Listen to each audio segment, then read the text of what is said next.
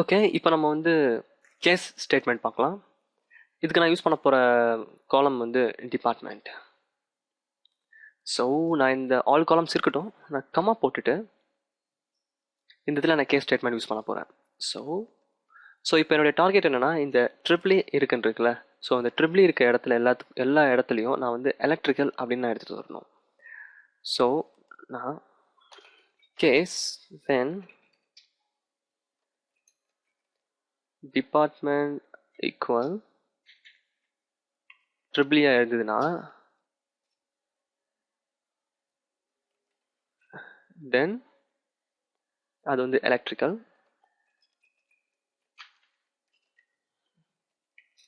Else as it is இதுக்கு முன்னாடி என்ன டிபார்ட்மெண்ட் இருந்ததோ அதையே போட்டுட்டு எண்ட் பண்ணிடணும், அவ்வளோதான். As department. இப்போ நான் எக்ஸிக்யூட் பண்ணுறேன். ஸோ இப்போ பார்த்தீங்கன்னா இந்த ட்ரிபிளின்னு இருக்குது பார்த்தீங்கன்னா டிபார்ட்மெண்ட், எங்கெல்லாம் ட்ரிபிளி இருக்கோ அதெல்லாம் எலக்ட்ரிக்கல் அப்படின்னு எனக்கு வந்திருக்கும். நான் என்ன கேஸ் ஸ்டேட்மெண்ட் யூஸ் பண்ணியிருக்கேன். ஸோ இது வந்து சின்டாக்ஸ், இது இப்படி தான் இருக்கணும் அப்படின்னு சொல்லிட்டு.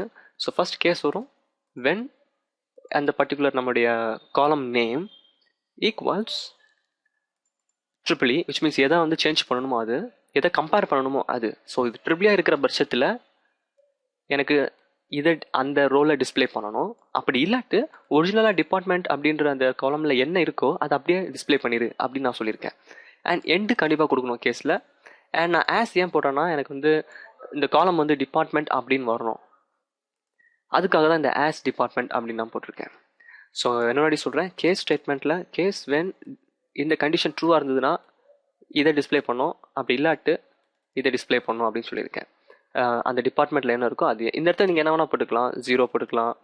ஃபார் எக்ஸாம்பிள் நான் வேறு எம்டியாக போடுறேன், ஸோ எனக்கு வேறு எம்டியாக டிஸ்பிளே ஆகும். நான் அந்த இடத்துல நான் வந்து 5 போடுறேன், எனக்கு 5 டிஸ்பிளே ஆகும்.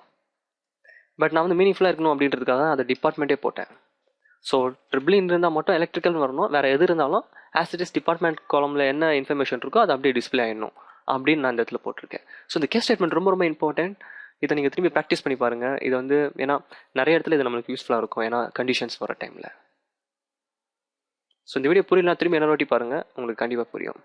ஸோ இந்த கண்டிஷன் ட்ரூவாக இருந்ததுன்னா இதை டிஸ்பிளே பண்ணணும், அப்படி இல்லாட்டு இதை டிஸ்பிளே பண்ணணும், எண்ட் ஆகிடணும். அதை விட அவ்வளோதான் கேஸ் ஸ்டேட்மெண்ட்.